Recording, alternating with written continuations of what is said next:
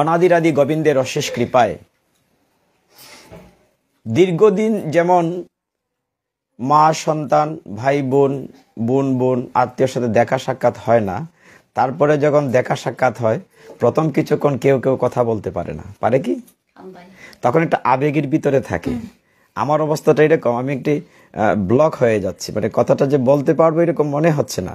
আমার মানে শরীরও প্রকম্পিত হচ্ছে, মানে ঠিক ওরকম না যে ভগবান যা বলান তা ঠিক আছে, কিন্তু আমি কি বলবো বুঝতে পারছি না। আমরা একটা বিষয় নির্ধারণ করেছি, মাথায় মনে আছে, বিষয়টি হচ্ছে নিবেদন। আপনারা দেখছেন জয় গীতা চ্যানেল। শলাকয়া চক্ষুরুন্মিলিতং येन তস্मै শ্রী গুরুবে নমঃ। হে কৃষ্ণ করুণা সিন্ধু দীনবন্ধো জগৎপতে গোপেশ গোপিকা কান্ত রাধা কান্ত নমস্তুতে। তপ্ত কাঞ্চন গৌরাঙ্গী রাধে বৃন্দাবনেশ্বরী বৃষভানুসুতে দেবী প্রণমামি হরি প্রিয়ে। নম মহাবদান্নায় কৃষ্ণ প্রেম প্রদায়তে কৃষ্ণায় কৃষ্ণ চৈতন্য নামনে গৌরতীশে নমো। নারায়ণং নমস্কৃত্য নরং চৈব নরোত্তমং দেবীং সরস্বতীং ব্যাসং ততো জয় মুদিরয়েৎ। নমোऽয়ং বিষ্ণুপাদায় কৃষ্ণ প্রেষ্ঠায় ভূতলে শ্রীমতে ভক্তি বেদান্ত স্বামিনীতি নামিনে। নমস্তে সরস্বতী দেবে গৌরবাণী প্রচারিণে নির্বিশেষ শূন্যবাদী পাশ্চাত্য দেশ তারিণে। বাঞ্ছাকল্পতরুভ্যশ্চ কৃপা সিন্ধুভ্যেব চ পতিতানাং পাবনেভ্যো বৈষ্ণবেভ্যো নমো নমঃ। জয় শ্রী কৃষ্ণ চৈতন্য প্রভু নিত্যানন্দ শ্রী অদ্বৈত গদাধর শ্রীবাসাদি গৌর ভক্ত বৃন্দ। হরে কৃষ্ণ কৃষ্ণ কৃষ্ণ হরে হরে, হরে রাম রাম রাম হরে হরে। হরি ওম তৎসৎ।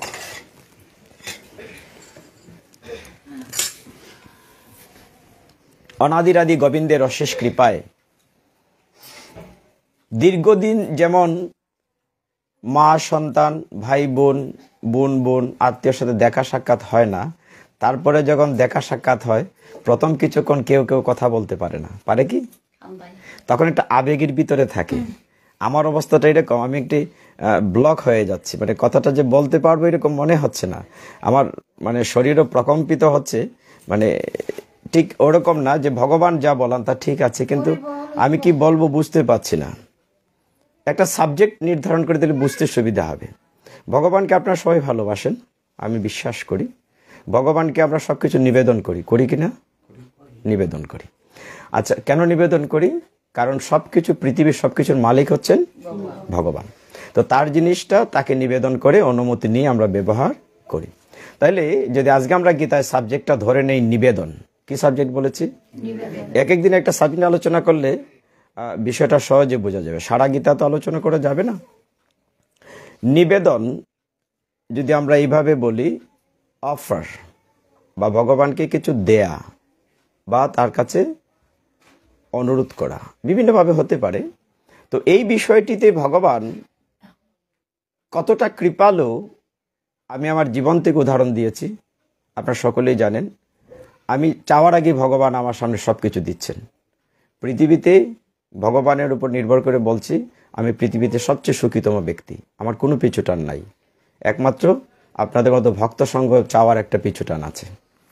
তো ভগবান আমাদের গীতায় যে 18টি অধ্যায় আছে, প্রথম অধ্যায়ের নাম অর্জুন বিষাদ যোগ, দ্বিতীয় অধ্যায়ের নাম সাংখ্যযোগ, তৃতীয় অধ্যায়ের নাম কর্মযোগ। এখন কর্মযুগে তিনি দুটি শ্লোক চমৎকার ভাবে অর্জুনকে বলেছেন। আমরা এই জায়গাটাতে যদি শুরু করি, খুব বেশি হয়তো শ্লোক আলোচনা করা যাবে না, তারপর দেখবেন 1 ঘন্টা 1.5 ঘন্টা চলে যাবে। আমরা একটা বিষয় নির্ধারণ করেছি, মাথায় মনে আছে, বিষয়টি হচ্ছে নিবেদন।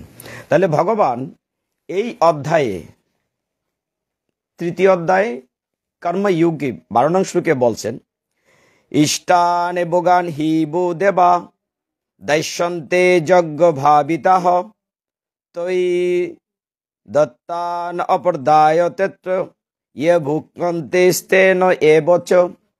অর্থ কি? ভগবান বলছেন, অর্জুন দেখো, সমস্ত পৃথিবীর সবকিছুর মালিক যদি আমি হই, আমার সৃষ্ট মানুষেরা তার সুখ স্বাচ্ছন্দ্যের জন্য, বুক বিলাসের জন্য বিভিন্ন যজ্ঞ করে থাকে, করে না? দেবদেবীর পূজা করে থাকে। কেন করে? কিছু একটা পাওয়ার জন্য, ধন দৌলত, টাকা পয়সা, ধান শস্য ইত্যাদি পাওয়ার জন্য।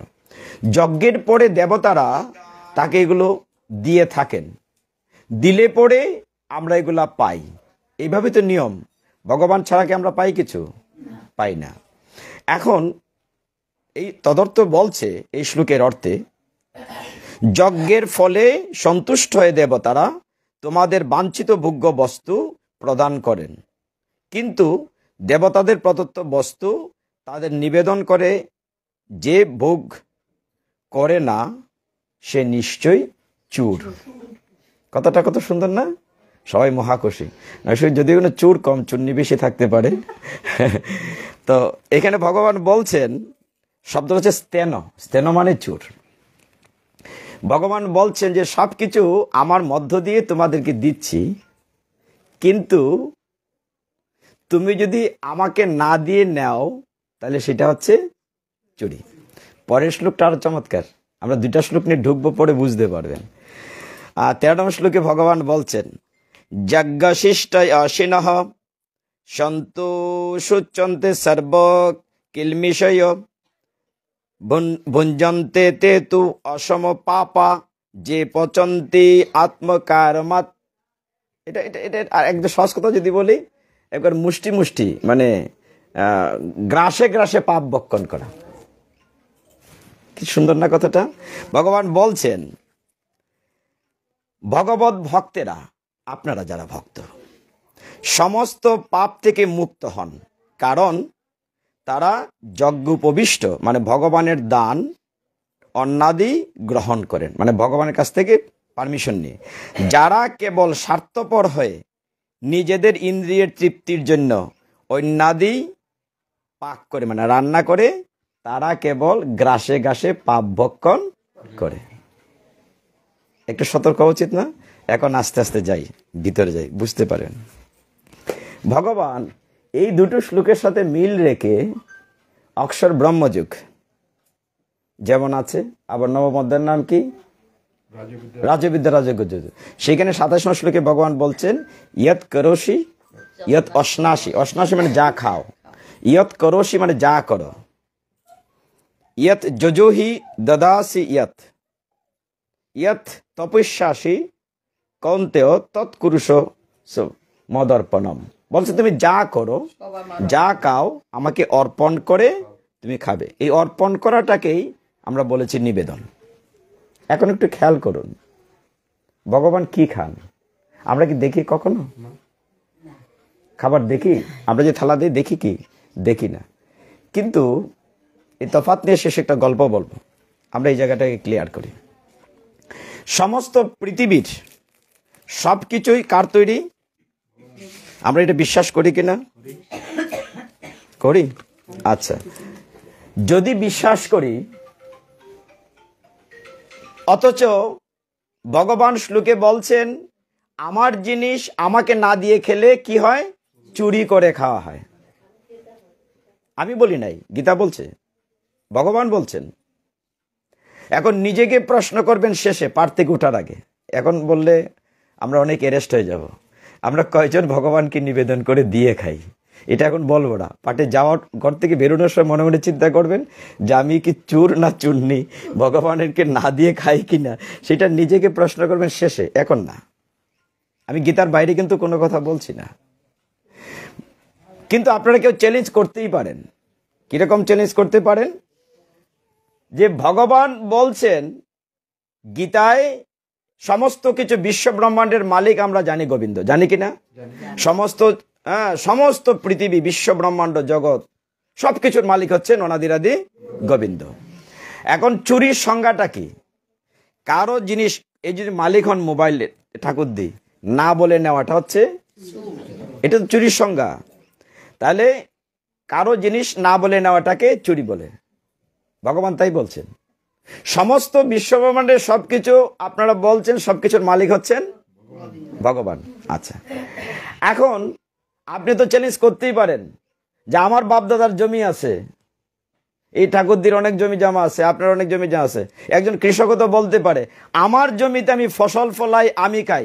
ভগবান তো ঠিক বলেন নাই। ভগবান বলছেন তারটা খাই বলে, না বলে চুরি হয়। আমি তো তারটা খাই না, আমি ফলাই জমি। হতে পারে না চ্যালেঞ্জটা এরকম?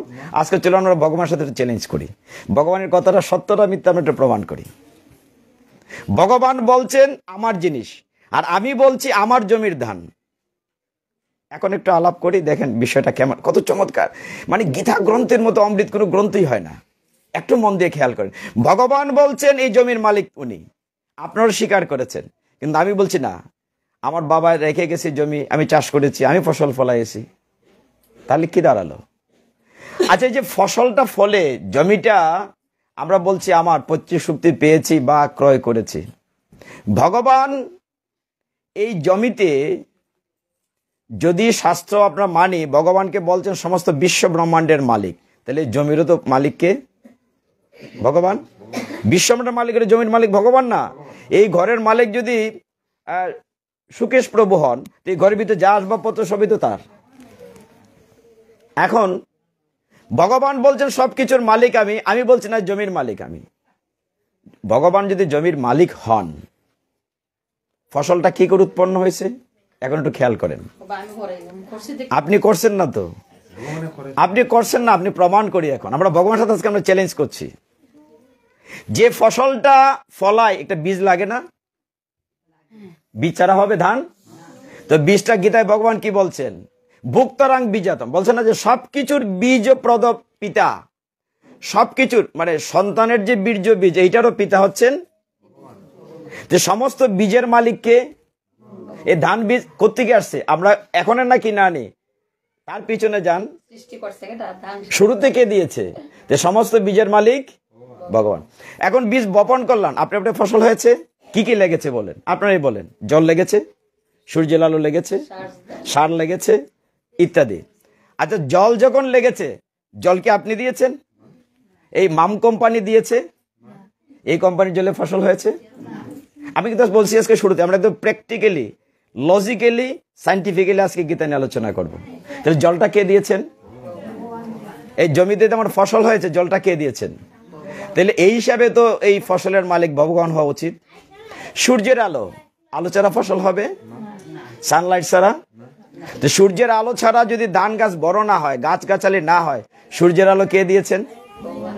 তো সেই সূত্র তো ধানের মালিক ভগবান হওয়া উচিত। রাত্রেবেলা চাঁদের কিরণ দিয়েছেন, চাঁদের যদি স্নিগ্ধ কিরণ না দেয়া হয়, শস্য দানা হয় না। এটা আপনারা জানেন, অনেকে যারা সায়েন্সে পড়েন।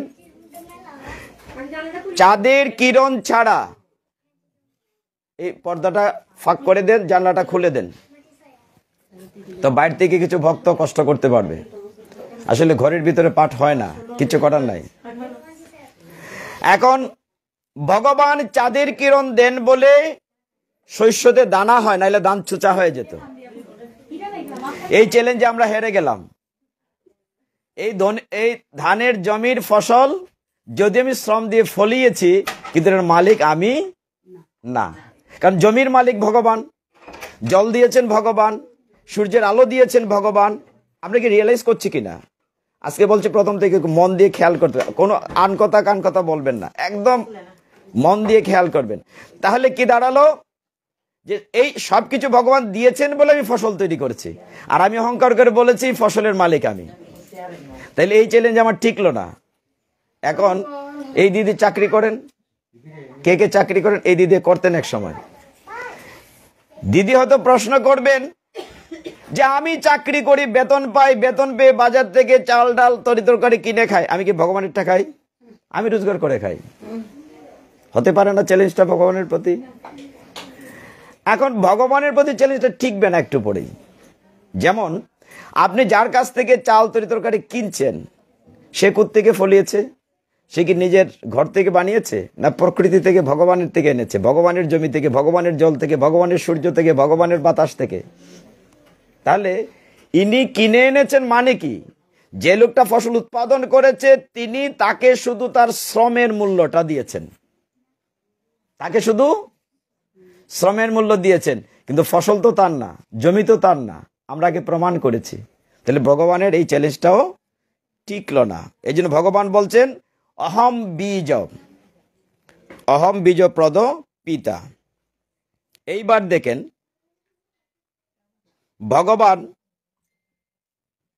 এই যে ভক্তের সাথে আমাদের একটি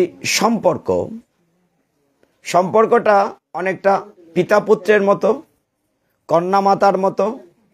বিভিন্নভাবে যেদিকেই যেই যান আওয়াজ করবেন না, আওয়াজ করা নিষেধ আজকে।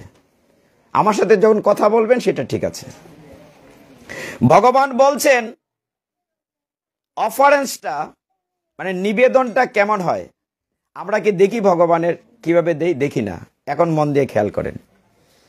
আমরা এতক্ষণ প্রমাণ করলাম সমস্ত কিছুর মালিক ভগবান, আর যে মালিক তার জিনিস আমি যখন ব্যবহার করব, খাবো বা ব্যবহার করব, তার অনুমতি না নিলে সেটা কি হবে? চুরি হবে। ঠিক কিনা? গীতায় বলছে না, বাস্তবেও তো কারো জিনিস না বলে নিয়ে যান, পুলিশ ধরবে না? চুর হবে না? ঠিক এরকম।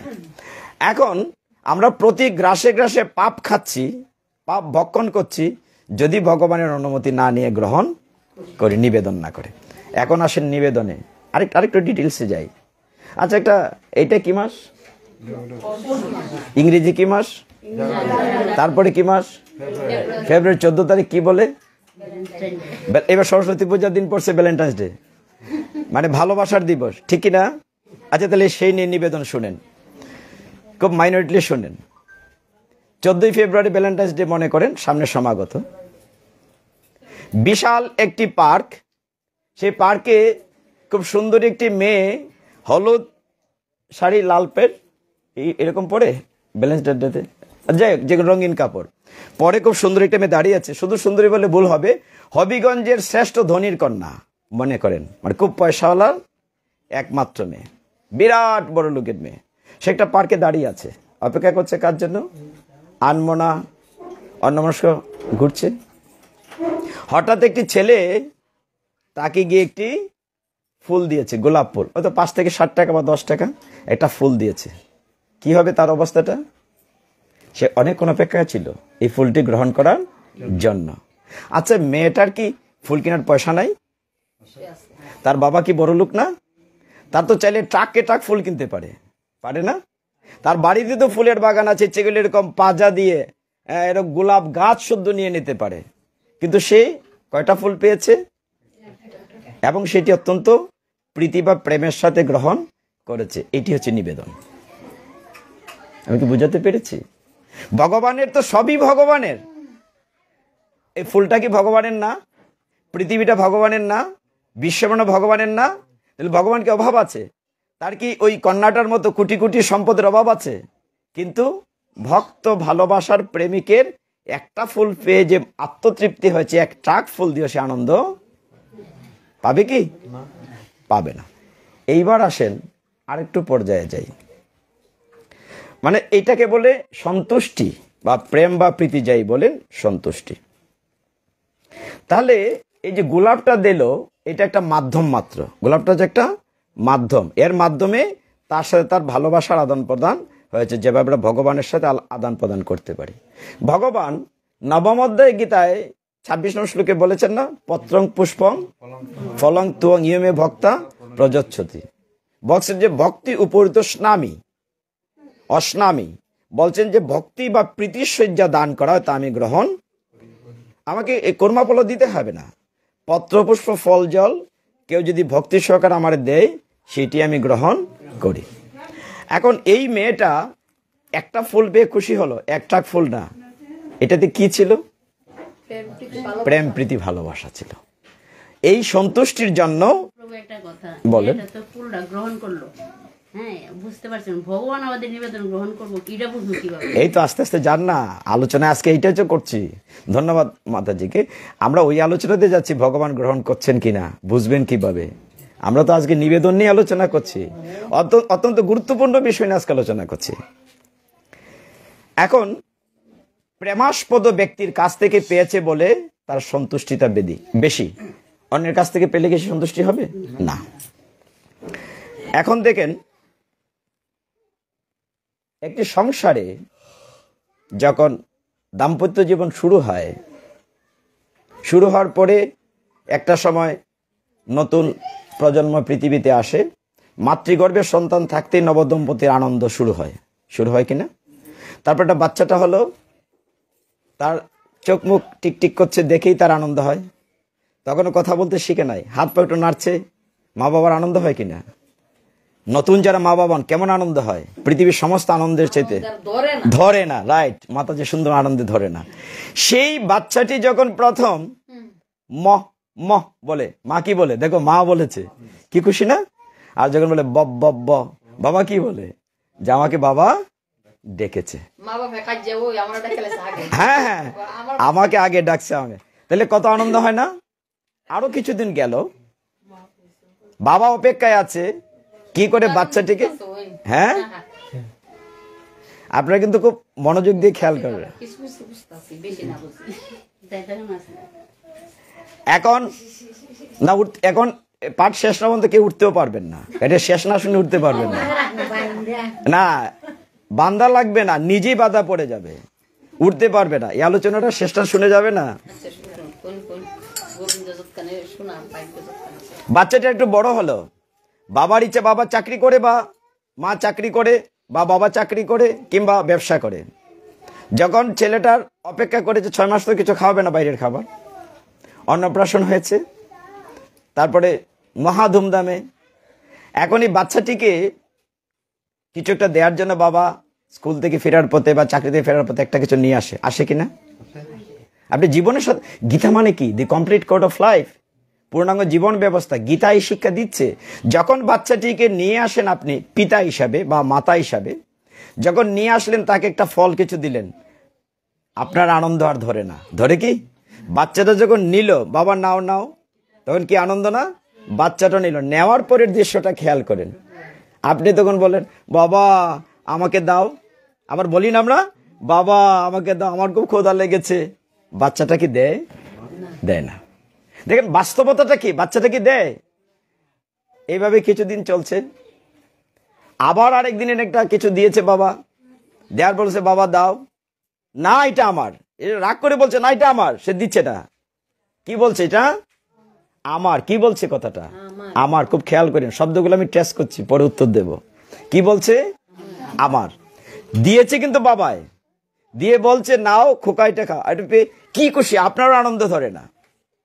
কিছুদিন পরে ছেলেটা আরেকটু বড় হয়েছে, আরেকটু বড় হওয়ার পরে দেখা গেল আপনি তাকে দিচ্ছেন, তখন তো কান্নাকাটি করছিল, না এটা আমার, না এটা আমার, দেব না।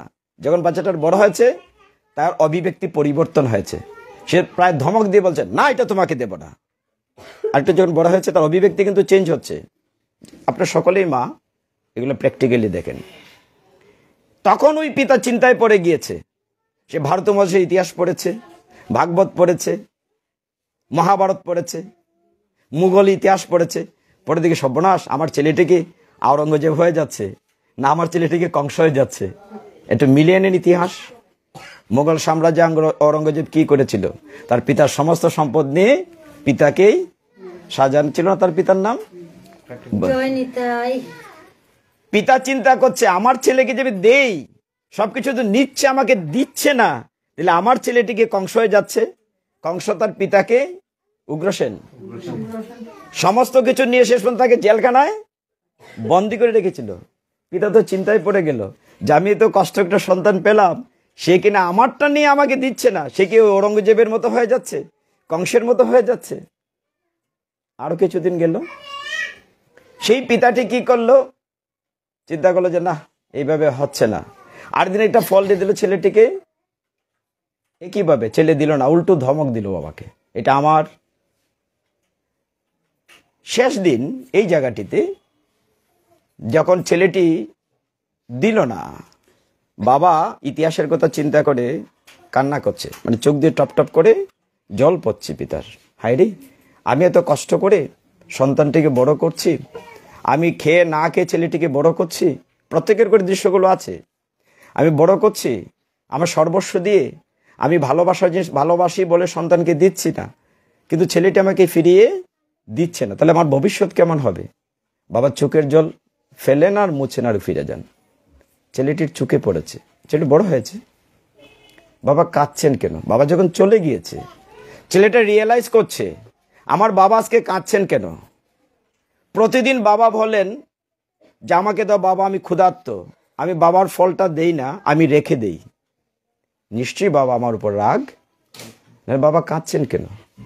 আচ্ছা, ছেলেটি ভাবছে আচ্ছা ফলটি কি আমার বাবা আমাকে দিয়েছেন, আর আমি বলছি এটি আমার। ফলটা কিন্তু আমার না, আমার বাবা আমাকে দিয়েছেন। অথচ বাবার হাতে থেকে বাবা যদি খেয়ে ফেলতেন আমাকে নাও তো দিতে পারতেন, কিন্তু বাবা আমাকে দিয়েছেন তাই আমার হয়েছে। এখন বাবা দিয়েছেন বলে আমার হয়েছে। হায় রে, আমি কত অপদার্থ। বাবা আমাকে বড্ড ভালোবাসেন তাই আমাকে ফল দিয়েছেন, কিন্তু আমি বাবাকে ফেরত দেই নাই। ছেলেটার অনুশোচনা শুরু হলো।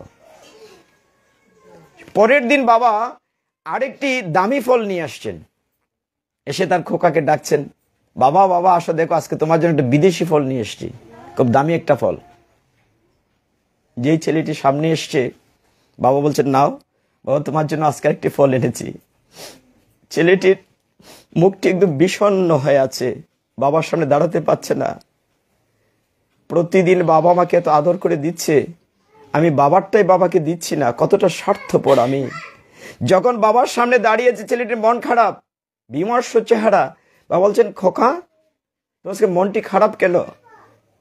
তোমার মনটি খারাপ কেন? দেখো তোমার জন্য একটা দামি বিদেশি ফল এনেছি। যেই বলেছে ছেলেটি নিজেকে সহ্য করতে পারে নাই, সে হাউমাউ করে কেঁদে উঠে বাবাকে জড়িয়ে ধরেছে। কেঁদে বাবাকে জড়িয়ে, বাবা তুমি আমাকে এত ভালোবাসো, তুমি খেয়ে না খেয়ে আমাকে ফলটি এনে দাও, তুমি প্রতিদিন বলো তুমি ক্ষুধার্ত, আমি দেই না।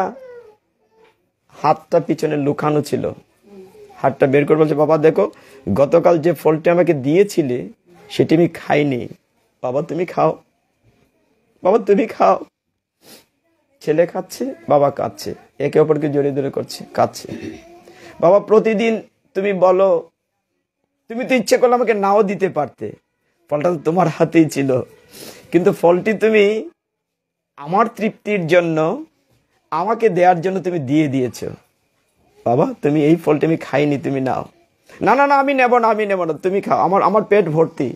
বাবা তুমি একটু খাও, বাবা তুমি একটু খাও।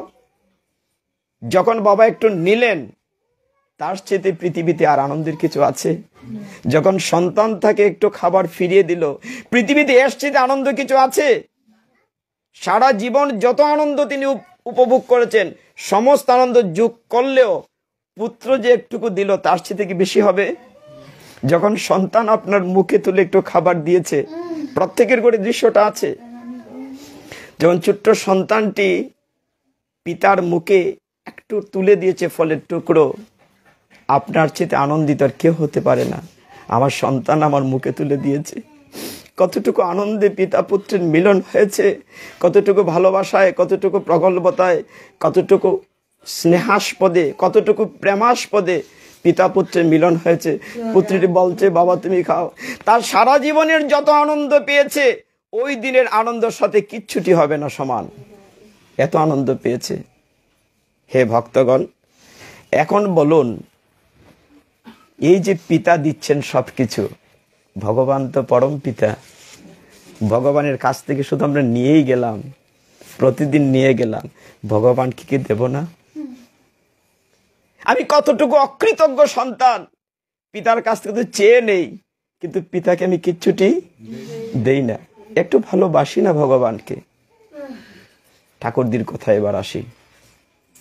ভগবানকে আমার ফুল দিলাম না, হয় অফারেন্স করলাম, ভগবানকে ফল তো দেওয়া হয় নাই, এবার ফল দিতে যাচ্ছে, খাবার ভোগ নিবেদন করতে যাচ্ছে। আচ্ছা বলুন তো, সমস্ত বিশ্ব ব্রহ্মাণ্ডের যিনি মালিক তিনি কি ভিখারি? তো তাকে কি ফল দেওয়ার দরকার আছে, ভোগ দেওয়ার দরকার আছে? তার কি অভাব আছে কিচ্ছু? সমস্ত বিশ্ব ব্রহ্মাণ্ডের মালিক অনাদিরাদি গোবিন্দ, তার কি কোনো কিছুর অভাব আছে? আমার একটা ফল দিলেই কি না দিলেই কি তিনি কি অভুক্ত আছেন? কিন্তু আপনি একজন ভক্ত হিসাবে তাকে নিবেদন করতে চাইছেন যে একটু ফল দেই, একটু জল দেই। ভগবান এই যে ভালোবাসার দানটি তারটাই তাকে দিচ্ছেন। এই যে প্রীতি, সেটি হচ্ছে নিবেদন।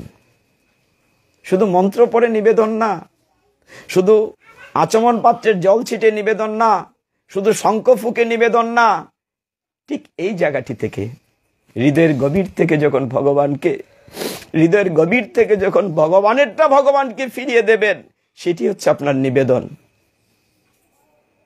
আমি বহুদিন উদাহরণটি বলি যে ঘরে রান্না আর উৎসবের রান্নার, বহুদিন এই আসরেও বলেছি। এবার একটা সত্য কাহিনী বলি, তারপরে বাস্তবতা আসেন। যারা বৃন্দাবনে বেড়াতে গিয়েছেন, অনেকে এখানে গিয়েছেন, তীর্থ করেছেন, সেখানে একটি জায়গা আছে নন্দগ্রাম, সেখানে একবার তীর্থ পর্যটন এরকম একটি গ্রুপ গিয়েছে।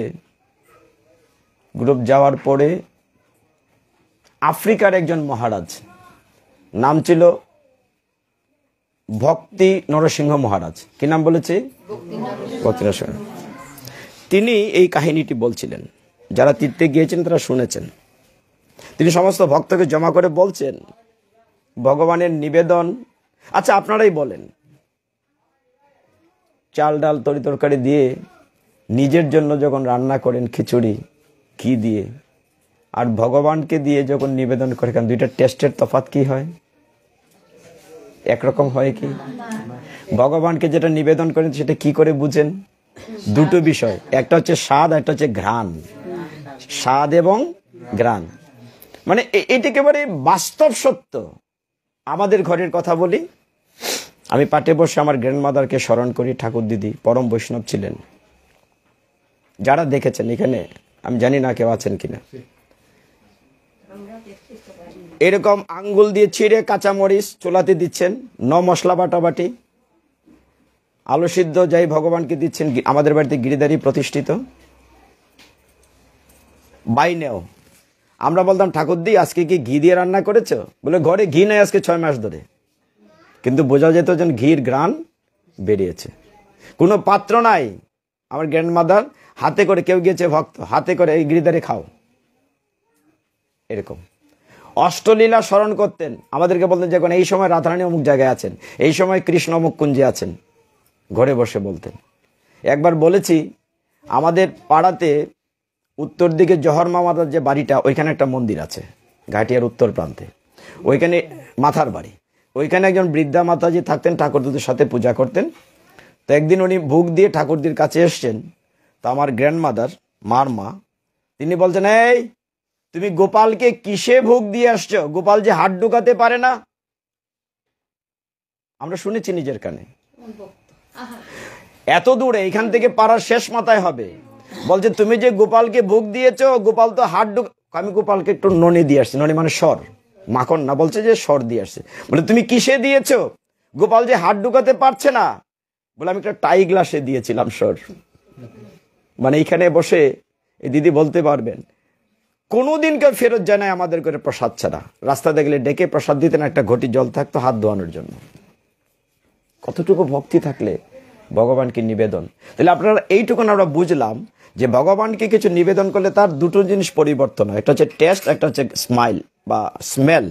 ঘ্রাণ এবং স্বাদ তফাৎ হয়। এইবার এই ভক্তি নরসিংহ মহারাজের সত্য কাহিনীটি শোনেন। তিনি আফ্রিকার একজন ব্রহ্মচারী মহারাজ। তিনি এরকম একটা আসরে বলছেন বৃন্দাবনের তীর্থযাত্রীদের সাথে যে একবার আমরা একটা বড় অনুষ্ঠান করলাম জন্মাষ্টমীর। কিসের অনুষ্ঠান? জন্মাষ্টমীর অনুষ্ঠান করলাম। সেইখানে আমরা বড় অনুষ্ঠান হলে দেশের বড় অতিথিকে আহ্বান করি। একবার আমরা সেখানকার আফ্রিকার বিজ্ঞান প্রযুক্তি বিষয়ক মন্ত্রীকে আহ্বান করলাম প্রধান অতিথি হিসাবে। তিনি আবার আফ্রিকার রাজপরিবারের রাজপুত্র, মানে দুই দিক দিয়েই খুব উচ্চ পদের।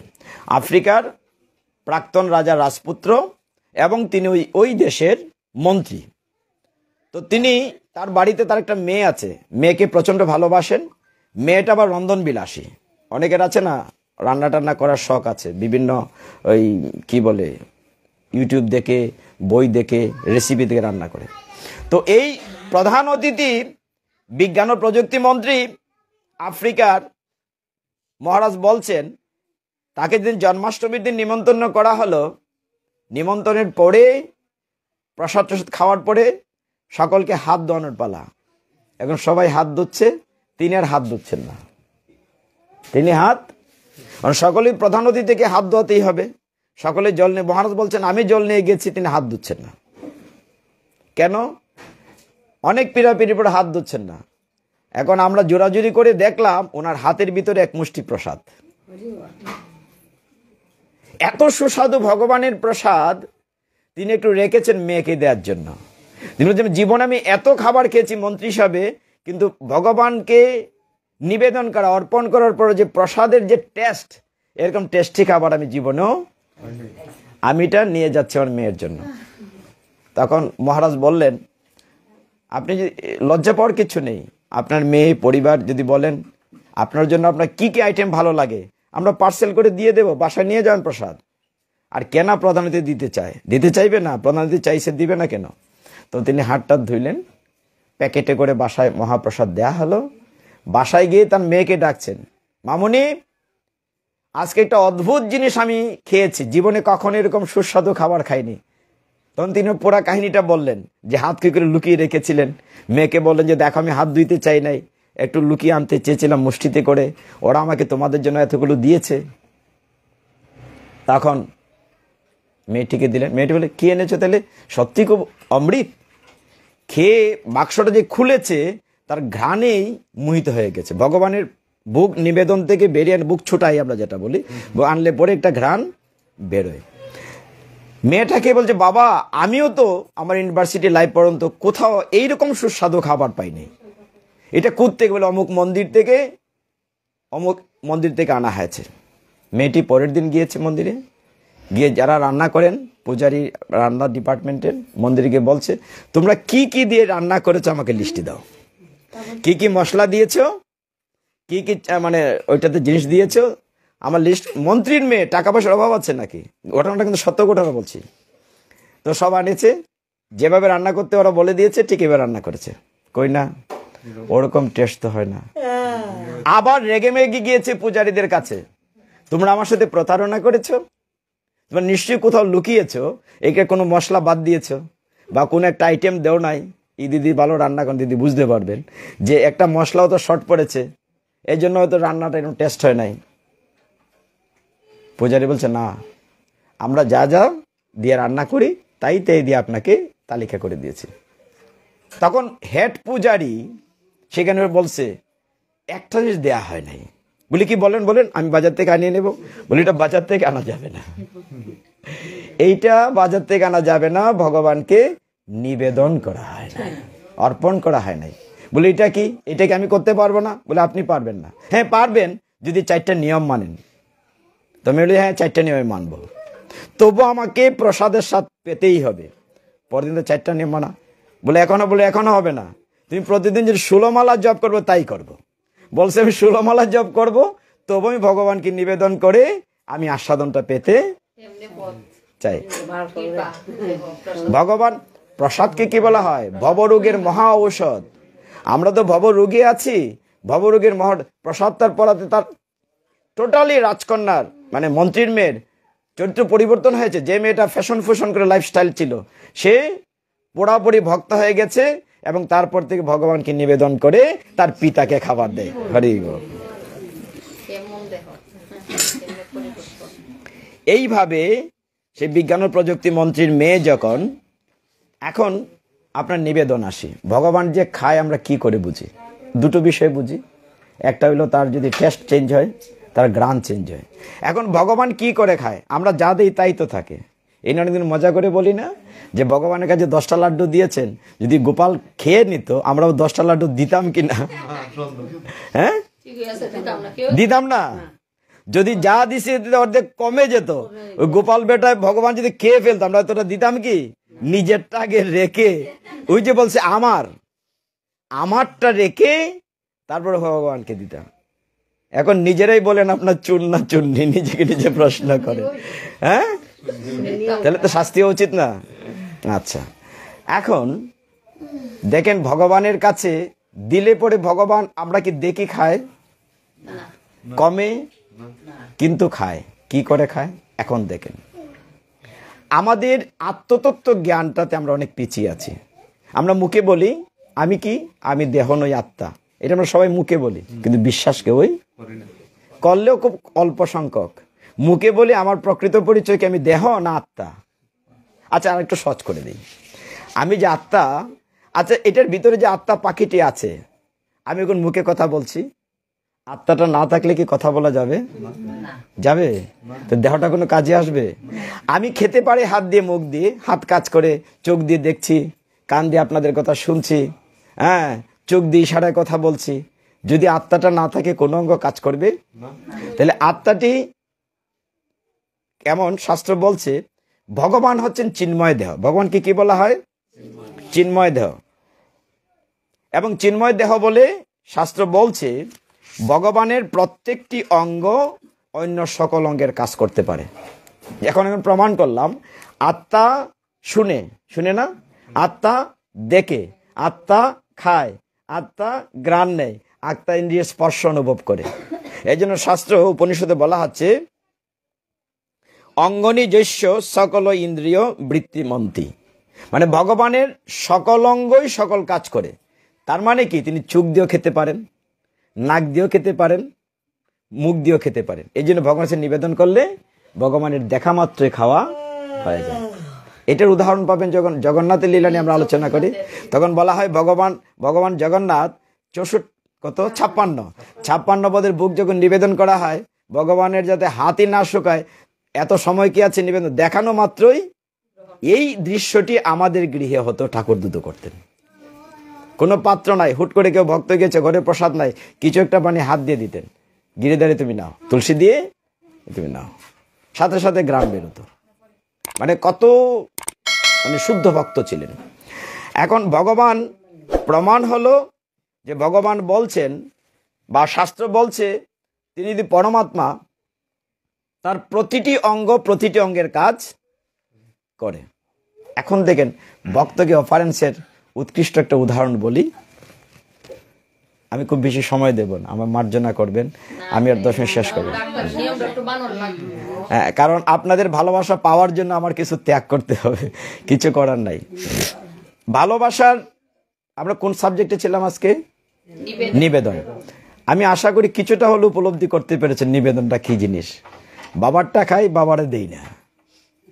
হ্যাঁ, শাস্ত্র তাই বলছে, আমরা গ্রাসে গ্রাসে পাপ বক্ষণ করছি।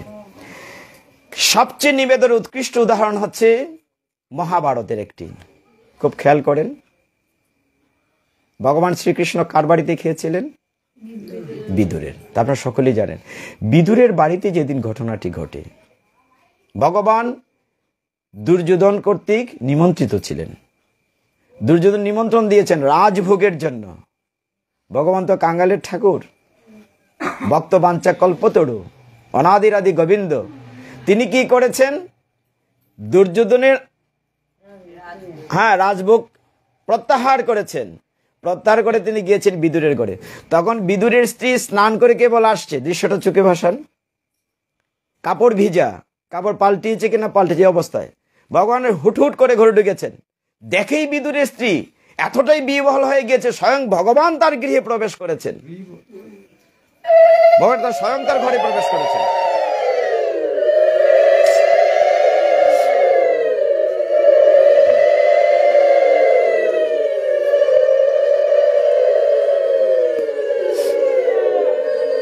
হে ভক্তগণ, তখন বিদুরের স্ত্রীর যে অবস্থাটা, ভগবানকে সামনে পেয়ে হতবিহ্বলা হয়ে গিয়েছে। কোথায় বসতে দেই ভগবান? এই কৃষ্ণ কৃষ্ণ তোমাকে আমি কোথায় বসতে দেই? কৃষ্ণ না বসার জন্য অস্থির হচ্ছে কেন, আমি যেখানে খুশি বসে যাব। চিন্তা করেন, ভগবান মাটিতে বসে পড়েছেন, কোনো আসন না, কিন্তু দরকার নাই, তিনি মাটিতে বসে পড়েছেন। বসে কি বলছেন ভগবান? বলছে এই দেখো দেখো মধ্যাহ্ন সময় এসছে, আমার না প্রচন্ড ক্ষুধা লেগেছে। মাতাজি কাঁদবেন না চিৎকার করবেন? ঘরে তো কিচ্ছুটি নেই। এত বড় একজন অতিথি যিনি বিশ্ব ব্রহ্মাণ্ডের মালিক, তিনি কিনা হাপিত্যেশ করছেন আমার ক্ষুধা লেগেছে, কিছু খেতে দাও। বিদুরের স্ত্রী কি দিবে না, আমার ঘরে তো কিচ্ছু নেই, কি করি। ভগবান বলছে তুমি দেখো না, কিছু তো একটা আছে। ভগবান তো অন্তর্যামী, তুমি দেখো কিছু তো একটা আছে, আমার প্রচন্ড ক্ষুধা পেয়েছে। কথা মতো বিদুরের স্ত্রী ঘরে খুঁজে দেখে এক ফাঁকে একটি কলা পড়ে আছে। ভগবানকে দেখে এতটাই বিহ্বলা, এতটা আত্মবিস্মৃতা হয়েছেন, মাতাজি কি করেছেন, ভগবানের দিকে তাকিয়ে আছেন, কি চাঁদ মুখ কাটা, ময়ূর পুচ্ছ, গলায় কস্তূপ মালা, ভগবানের পিত বাসন, ভগবানকে দেখে তাকিয়ে আছে, তাকিয়ে সেই কলাটি চিলছে, ভগবানকে দেবে। হে ভক্তগণ, কতটুকু নিবেদন হলে ভগবানকে দিতে গিয়ে কলার যেটি খাবার জিনিস সেটা ফেলে দিয়ে বাকলকানা ছুবড়াকানা গোবিন্দকে নিবেদন করে দিয়েছে। কলার ছুবড়াকানা গোবিন্দকে দিয়েছে। আমার প্রাণ গোবিন্দ সেই ছুবড়াকানাই তৃপ্তি সহকারে আস্বাদন করছেন, বলছেন ওগো আমি জীবনে কত জায়গায় কত খেয়েছি, কিন্তু এত অমৃত এত আস্বাদন আমি জীবনে কখনো করি নাই। আস্বাদন করছেন। ভক্তি উপরিত স্নামী, ভক্তি অস্নামী। যেখানে ভক্তি দেয়া আছে, ভগবান কি খান, কলা খান না কলার চুকলা খান? আপনার ভিতরে যে নিবেদনটুকু আছে, যে ভক্তিটুকু আছেন, সেইটুকুন তো ভগবান খান। ভগবান ভক্তের অধীন বলেছিলাম শুরুতে, কেন? তিনি তো কাঙাল ভক্তের ভালোবাসা পাওয়ার জন্য, না হলে রাজবাড়ির খাবার ফেলে গরিবের গৃহে গিয়েছেন কাঙালের মতো, যে আমাকে দাও কিছু আছে কিনা ক্ষুধার্ত। আর বিদুরের স্ত্রী আনন্দে আত্মহারা হয়ে কলার বাকলটা দিচ্ছে গোবিন্দের কাছে, আর গোবিন্দা মহা আনন্দে সেই বাকল আস্বাদন করছেন। ঠিক ওই জায়গাটিতে আমরা একটু ভালোবাসি ভগবানকে, একটু ভালোবাসতে চেষ্টা করি, একটু নিবেদন করতে চেষ্টা করি, অফারিংস করতে চেষ্টা করি। ভগবান ঠিক এই জায়গাটিতে গীতায় বলছেন, সবকিছুর মালিক আমি দিচ্ছি। আমার জিনিস যদি তুমি না দিয়ে খাও তো চুরি করে খাচ্ছ, তুমি গ্রাসে গ্রাসে পাপ ভক্ষণ করছো। চুরি করলে পাপ হবে, পাপ হলে শাস্তি পাবে। এখন আপনারা নিজেরাই যেতে যেতে চিন্তা করবেন গীতায় কি বলেছে আর আমরা কিভাবে জীবনযাপন করছি। আমি বলছি না আপনারা আজকে থেকেই সবাই প্রসাদ ভোজন ভগবান দিয়ে খান। আপনারা নিজেদেরকে নিজে প্রশ্ন করবেন, নিজেদেরকে যাচাই করবেন, কেন দুর্লভ মনুষ্য জন্ম পেয়েছি, কেন আমরা পরমাত্মা জীবাত্মার অংশ হয়ে এই পৃথিবীতে এসেছি, কেন এই দুর্লভ মনুষ্য জন্ম পেয়েছি, আরেকটা জন্ম তো পাবো না। আমি জানি না জীবনে কত পাপ করেছি, জানি না কি কাজ করেছি, কত অধঃপতনে আমার জন্ম হতে পারে, শুকরজনিত জন্ম হতে পারে, বিষ্ঠার কীট হতে পারে। আমি জানি না কোন জন্মে কি হয়েছি, কিন্তু আপনাদের মতো ভক্তদের চরণ কমলে প্রণতি নিবেদন করে বলছি, এই মনুষ্য জন্মটা কিছুটা কাজে লাগাই, একটু ভালোবাসি ভগবানকে একটু ভালোবাসি। কি দেব বলুন ভগবানকে? 2 ফোঁটা অশ্রু জল ছাড়া ভগবানকে দেয়ার আমার কিছু আছে? সবকিছুর মালিক তো তিনি, তারটাই তো তাকে দেব, তাও কার্পণ্য করছি, বলছি আমার। বাবাকে দিচ্ছি না, বলছি আমার। কত অকৃতজ্ঞ আমরা, কত অকৃতজ্ঞ, ভগবানকে ভালোবাসি না। একটু ভগবানকে নিবেদন করতে চেষ্টা করি, একটু ভগবানকে ভালোবাসতে চেষ্টা করি, একটু সম্পর্ক তৈরি করি, তবেই না কেউ আপনার সাথী হবে না। যে বিষয়টা আমরা বুঝতে চাই না, আমি মনে করি আমার স্ত্রী, পুত্র, পরিজন, স্বামী, সন্তান, ওরা কেউ না, nobody else। শেষের দিনের পারের করি আপনাকে জোগাড় করতে হবে, কেউ আপনাকে সাহায্য করবে না। প্রতিটি জীবের প্রতিটি কর্মের হিসাব দিতে হবে, শেষের দিনের পারিঘাটে হিসাব দিতে হবে, কেউ আপনাকে সাহায্য করবে না। হয়তো বলতে পারেন আমি ছাড়া সংসার চলছে না, মিথ্যে কথা। আপনার বাড়ির উনি নাই সংসারকে থেমে আছে, আমার মা বাবা নাই, আমি কি থেমে আছি?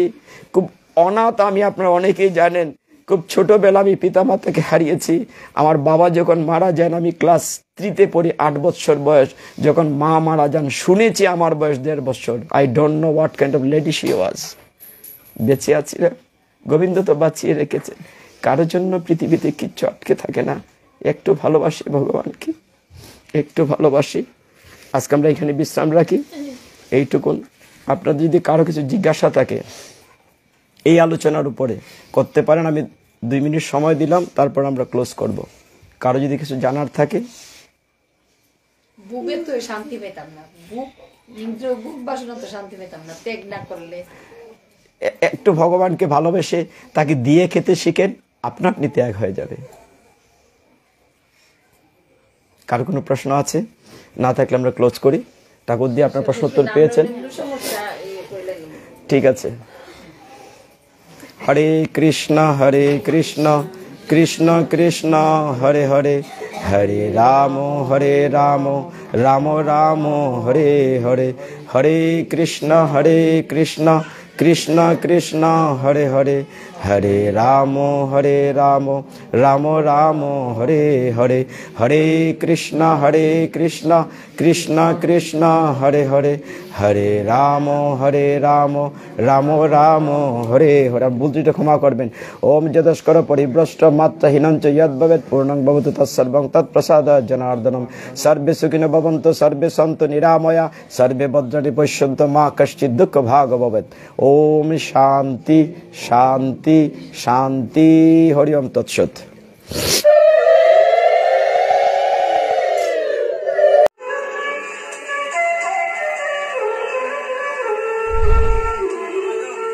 চ্যানেলটি ভালো লাগলে লাইক, কমেন্ট এবং সাবস্ক্রাইব করুন।